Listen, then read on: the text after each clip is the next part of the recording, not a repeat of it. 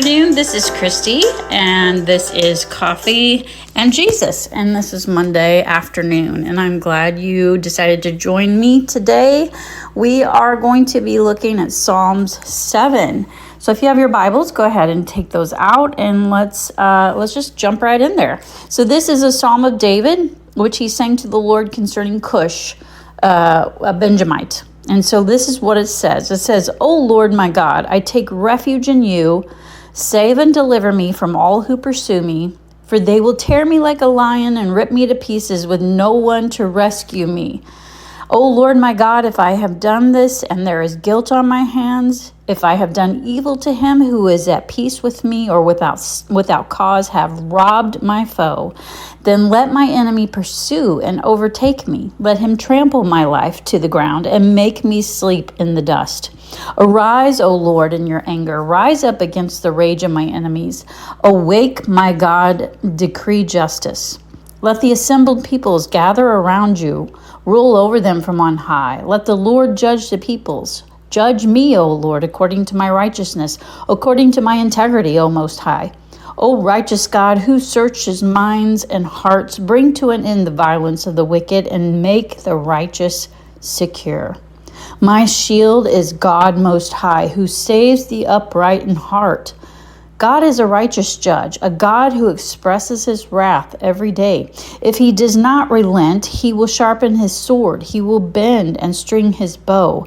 He has prepared his deadly weapons. He makes ready his flaming arrows. He who is pregnant with evil and conceives trouble gives birth to disillusionment.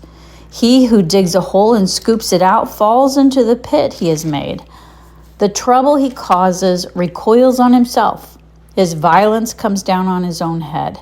I will give thanks to the Lord because of his righteousness and will sing praise to the name of the Lord Most High." Well, today we're sitting with one single line from the Psalms, and it's packed with honesty and tension and hope. It's Psalms 7:9, where David prays something like this: "God, you're righteous. You search minds and hearts. So please stop the violence of the wicked and make the righteous secure." Now that's a big prayer, and it's also a very personal prayer. It really is. I think what makes it land is that David isn't writing from a calm, quiet season of life. He's not journaling on a peaceful hillside. He's under pressure, and people are after him, and not just random enemies.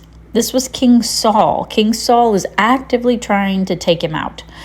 So when David says, "Bring to an end the violence of the wicked," he's not being dramatic.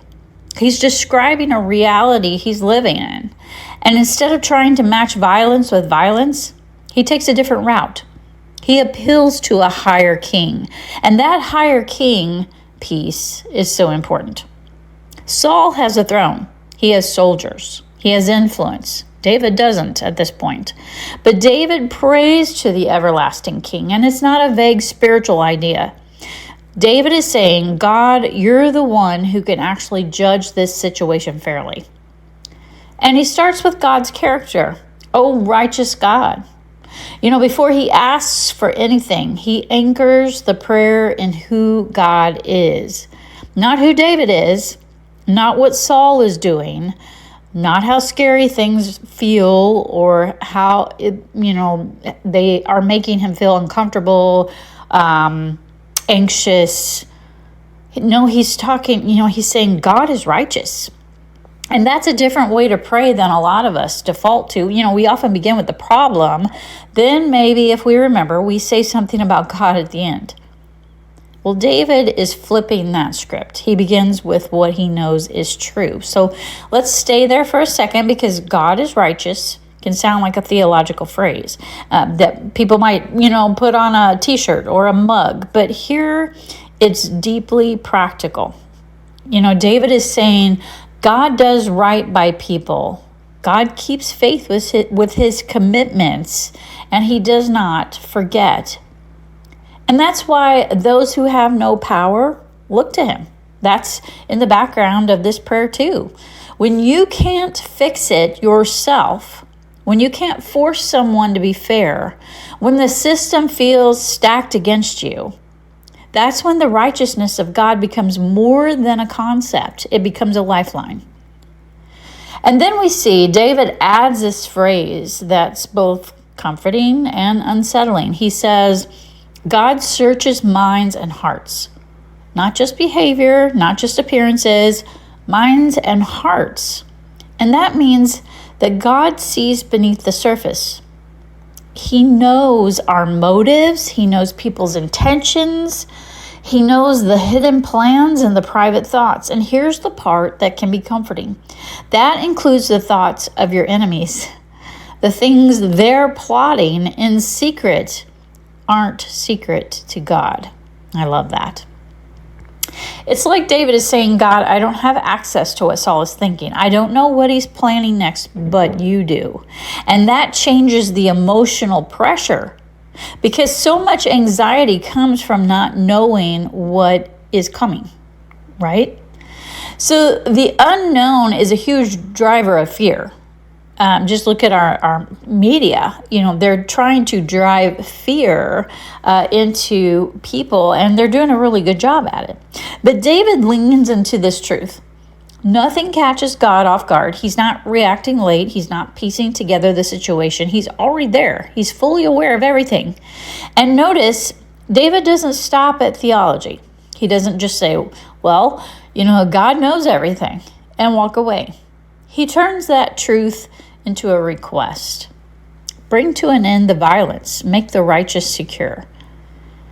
That is such an honest prayer, because he's basically saying, God, enough. Stop this.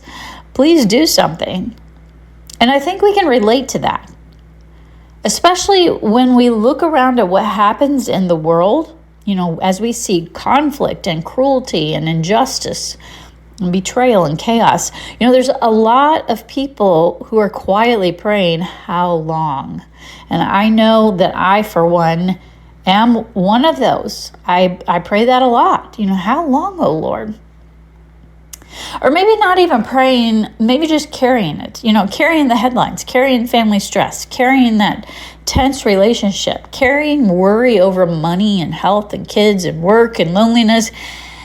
And even if we don't call it violent, it can still feel like something is attacking our peace. David's enemies were literal, but there are threats that are internal too. We deal with fear, anxious thoughts, shame, bitterness.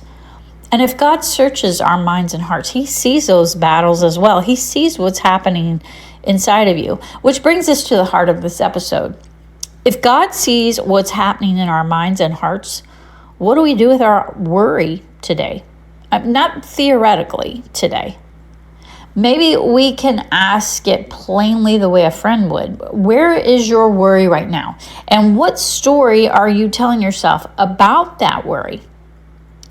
That it's permanent? That you're stuck? That no one cares? That you're alone in it? And then the second question is even more direct. Do you believe God can answer? Not, do you believe God exists? But do you believe he can respond to what you're facing?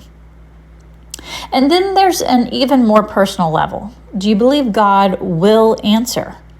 Because can is about power, but will is about trust. It's about the picture we hold of God's heart. And that's where people often struggle. You might believe God is strong, but you feel unsure that he's attentive. You might believe he's capable, but you fear he won't act for you. Or maybe you believe he answers, but not in time, or not in the way you want. And we should say this clearly. Believing God will answer doesn't mean controlling the outcome. David doesn't tell God exactly how to do it, although I'm sure that at times he probably gave suggestions.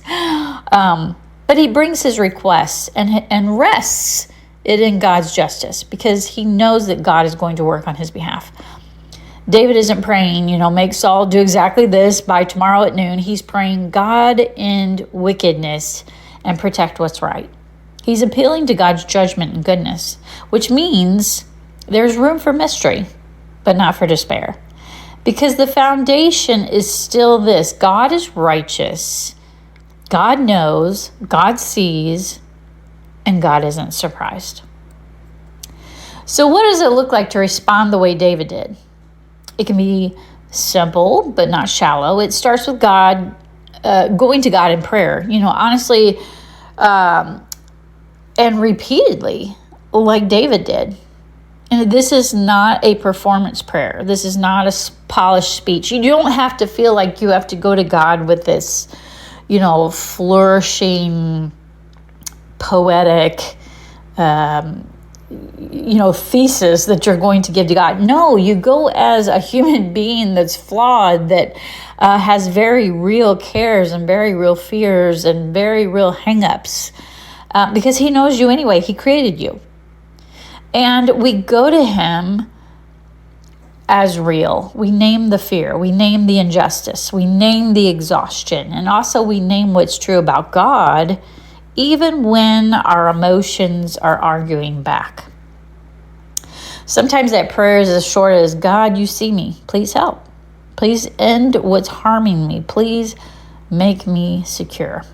And sometimes the prayer is, God, you see my anxious thoughts. You see what I don't even know how to explain. And I'm asking you to defend me, steady me, guide me. So here's the gentle challenge in Psalm 7:9. David's trust isn't passive. It doesn't ignore danger. It doesn't pretend. It actively turns toward God as judge, protector, and comforter. And the comfort is that you don't have to convince God to pay attention, because he's already searching our minds and hearts. He already knows what you're carrying. He already knows what is on your heart. And your prayer isn't an alarm bell for a distracted God. It's an act of relationship with a present God. So before we close, let's return to those questions and let them sit for a moment. Where is your worry today? Do you believe God can answer? And do you believe God will answer? And if your answer is, I'm not sure, that can be the beginning of prayer too. You can tell God the truth about your trust level. David did. He was very honest with God. Because the goal isn't to sound confident. The goal is to come close, to bring what's real into the presence of a righteous God who sees everything, especially the parts of your life that feel most threatened. And if you need a simple takeaway line to carry with you, God sees what's happening inside you. He sees what's happening around you. And he knows exactly how to respond. May that give you comfort today, and may it also give you the courage to pray like David prayed, straightforward, hopeful, and anchored in who God is. Well, I hope that this chapter, this verse 7:9, has spoken to you in some way today, and I look forward to what all God is going to do, what all he is going to answer this week. So give him your heart. Go to him. Tell him what you're feeling. Be honest, because he already knows it anyway. All right, guys, have a great week. A lot of kiddos are going back to school this week. A lot of teachers, a lot of staff. So be in prayer for them. Go to Amazon.com. Check out Pathlight to Praise, 150 Days of Psalms by Christy Neese. That is where we are getting these devotionals. Would love for you to grab a copy of your own so that you can follow along, or go ahead and jump ahead. Get in there and do them every day. It's going to get you in the Word. It's going to give you a little encouragement. So anyway, have a great week, and I will see you back here on Monday. We are almost done with this summer. All right. Talk to you soon.